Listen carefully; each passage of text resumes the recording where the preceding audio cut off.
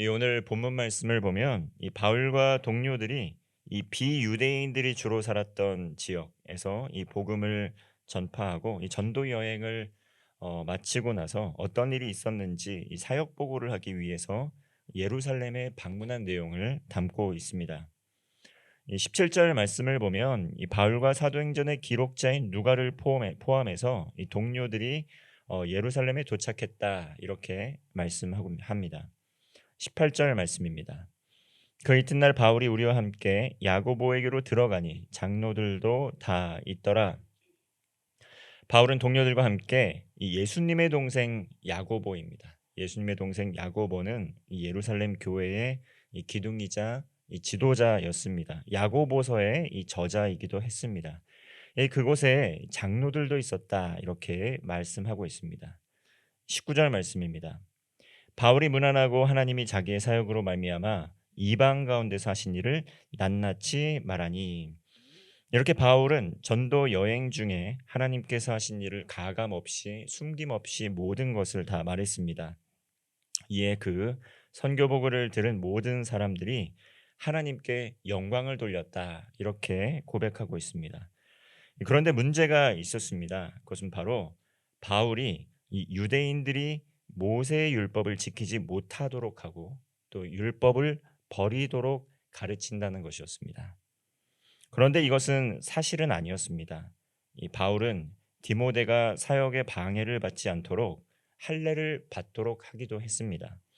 그리고 할례를 받든 또 할례를 받지 않든 온전한 믿음으로 예수 그리스도를 따르는 삶에 가르침을 전한 것이지 율법을 지키지 않아도 된다고 그것을 적극적으로 설파한 것은 아니었습니다. 그렇기 때문에 복음을 증거하기 위해서 이 때로는 사도 바울은 그 지역에 있는 이 지역의 풍습을 따르기도 했습니다. 이 바울이 그 마음의 중심 가운데 가지고 있었던 것은 무엇이냐면 먹든지 마시든지 이 모든 것을 하나님의 영광을 위하여 하고 또 먹든지 마시든지 그것이 이 복음 증거에 걸림돌이 된다고 하면 버릴 것이고 또 복음 증거에 도움이 된다고 하면 취할 것이다. 이것이 사도 바울의 기본적인 마음가짐이었습니다. 그래서 복음을 전파하는데 걸림돌이 되면 걸림돌이 되지 않도록 율법의 정결 예식도 기꺼이 따랐다라는 것이죠. 따라도 되고 따르지 않아도 되지만 그것이 복음 전파의 걸림돌이 된다고 하면 사도 바울은 기꺼이 순종하면서 그것을 행하였습니다.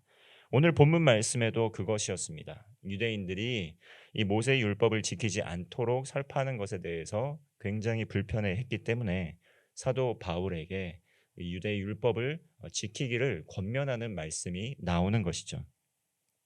24절 말씀입니다. 그들을 데리고 함께 결례를 행하고 그들을 위하여 비용을 내어 머리를 깎게 하라. 그러면 모든 사람이 그대에 대하여 들은 것이 사실이 아니고 그대도 율법을 지켜 행하는 줄로 알 것이라. 이렇게 이 교회의 형제들이 사도 바울에게 이렇게 조언을 해 줍니다. 율법에 의하면 이방인들이 사는 지역에서 이 부정한 재물, 피, 목매어 죽인 것, 음행 뭐 이런 것을 하는 사람들과 이방 선교를 하는 동안에 접촉했다는 것이죠. 그러니까 바울과 바울의 일행은 하나님 앞에 서원한 나실인이었습니다.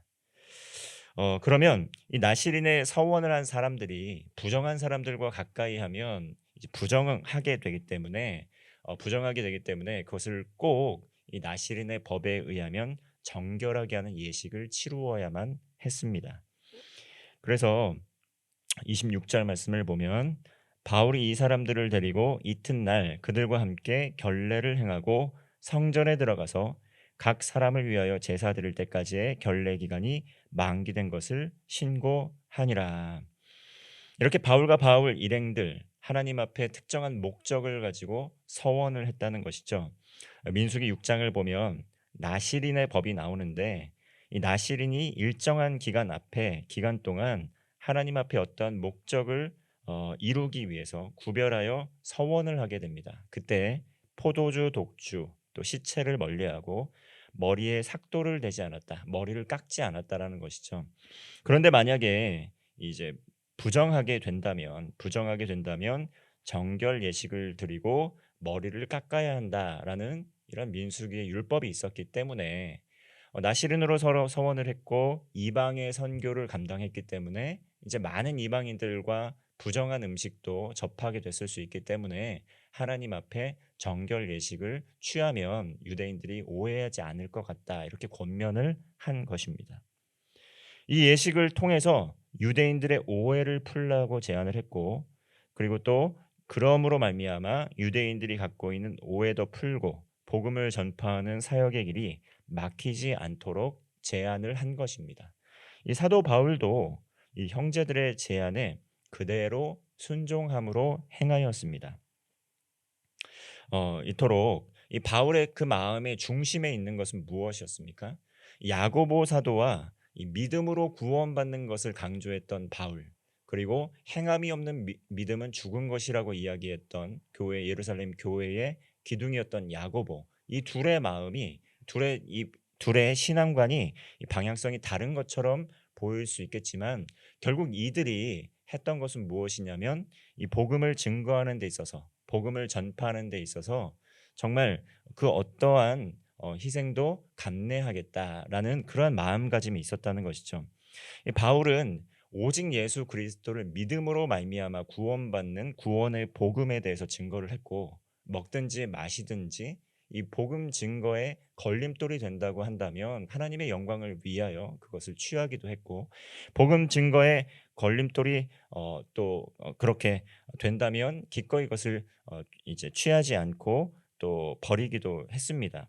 이 야고보도 믿음으로 구원받는 것에 대해서 반대한 것이 아니었다는 것이죠. 오직 믿음으로 구원받는 것에 대해서 강조를 하면서 행함이 없는 열매 맺지 못하는 사람들에 대해서 꼬집었던 것이죠. 결국은 두 사람 모두 예수 그리스도의 복음에 사로잡힌 자였고 하나님의 영광을 위하여 헌신한 하나님의 신실한 일꾼들이었다는 것입니다. 바울도 고집을 피우지 않고 하나님의 영광을 위해서 야고보 사도의 이 야고보의 그러한 제안에 기꺼이 순종하면서 모든 정결 예식을 다 치루었습니다. 28절과 29절 말씀을 보면 외치되 이스라엘 사람들아 도우라 이 사람은 각처에서 우리 백성과 율법과 이곳을 비방하여 모든 사람을 가르치는 그 자인데 또 헬라인을 데리고 성전에 들어가서 이 거룩한 곳을 더럽혔다 하니 이는 그들이 전에 에베소 사람 드로비모가 바울과 함께 시내에 있음을 보고 바울이 그를 성전에 데리고 들어간 줄로 생각함이러라. 이렇게 바울이 오해를 풀기 위해서 유대인들의 또 오해를 풀기 위해서 모든 것을 행했지만 유대인들은 그 오해가 잘 풀리지 않고 바울과 그 바울 일행들에 대한 그런 적대심, 이 적개심을 드러내는 것을 볼 수가 있습니다. 그래서 바울이 이방인과 어울릴 뿐만 아니라 그 이방인을 그 부정한 이방인을 성전에 데리고 들어가서 이 성전도 더럽혔다고 이렇게 오해를 한 것입니다. 그리고 또다시 바울을 핍박하고 죽이려고 했다는 것이죠. 이것은 바울이 행했던 일은 아니었습니다. 오해에서 비롯된 것이었습니다. 이처럼 바울은 순수한 마음으로 예수 그리스도의 복음에 사로잡혀서 이 복음을 증거하는 동안에 수많은 저항, 수많은 오해에 시달려야 했습니다. 때로는 적극적으로 대적자들의 의견을 수용하고 따르려고 노력하기도 했습니다. 만약에 복음이 그들에게 전해지고 그들이 예수님을 알 수 있다고 한다면 그들의 의견도 적극적으로 수용하고 따르려고 노력을 했습니다. 이 먹든지 마시든지 모든 것을 하나님의 영광을 위하여 하기 위해서 또 율법을 기꺼이 따르고 지키기도 했습니다. 그럼에도 불구하고 오해는 잘 풀리지 않고 도리어 사도 바울은 살해 위협까지 받았다라는 것입니다. 이 복음이 증거될 때, 복음이 선포될 때 우린 사도행전을 통해서 여러 가지 다양한 반응이 있는 것을 볼 수가 있습니다. 복음을 듣고 회개하고 믿음을 갖게 되는 경우가 있습니다. 그런데 오늘 본문의 말씀처럼 복음을 전파하는 이 과정 중에서 미움을 받게 되기도 하고 멸시를 받게 되기도 하고 또 때로는 스데반과 같이 생명의 위협을 당하여 맞아 죽게 되는 상황에 놓일 때도 수없이 많이 직면하게 됩니다.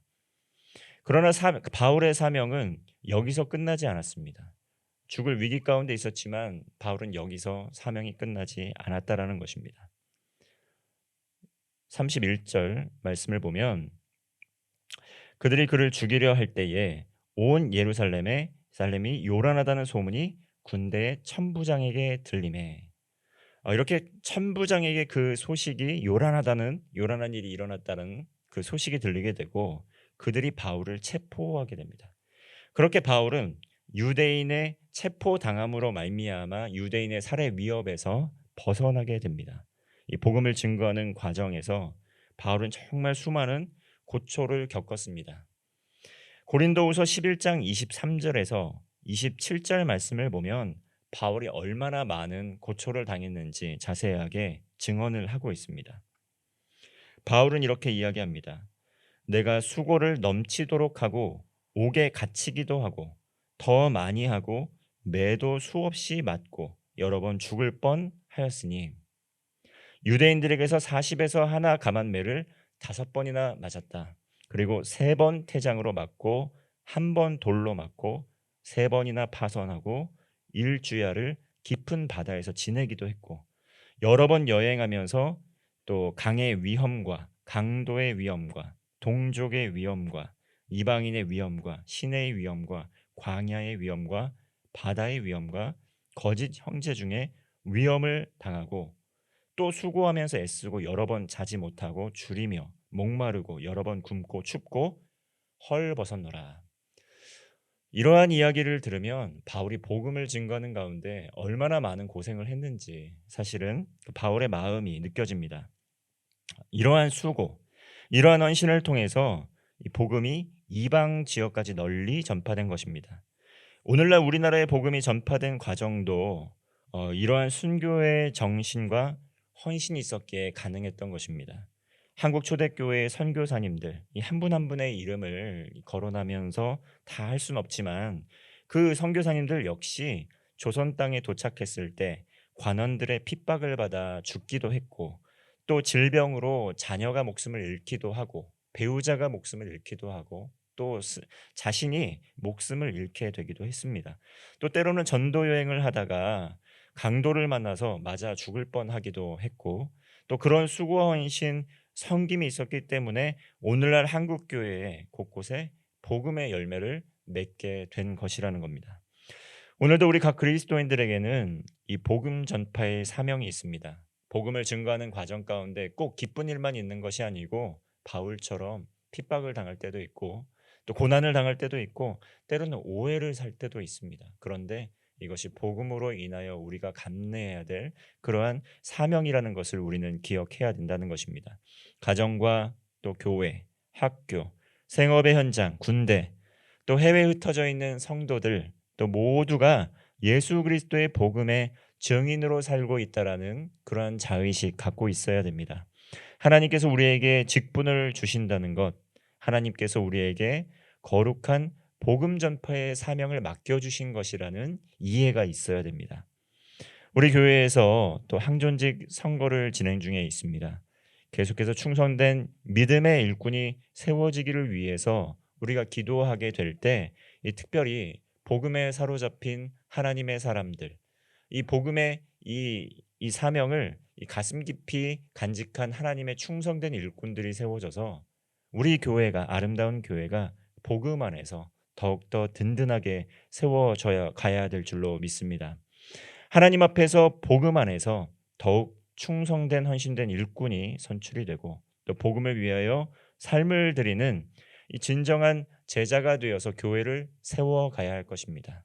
우리 함께 예배를 드리고 또 말씀을 묵상하는 모든 성도들 이 바울의 그러한 선교 복음 전파를 향한 그러한 마음 그러한 열정을 간직하시고 주님의 제자가 되어서 하나님의 나라를 이루어가는 복된 제자의 삶 살아가시기를 주님의 이름으로 축원합니다. 기도하겠습니다. 하나님 아버지, 복음이 선포될 때에 죽은 자가 살아나고 또 능력이 나타나고 기적이 일어납니다.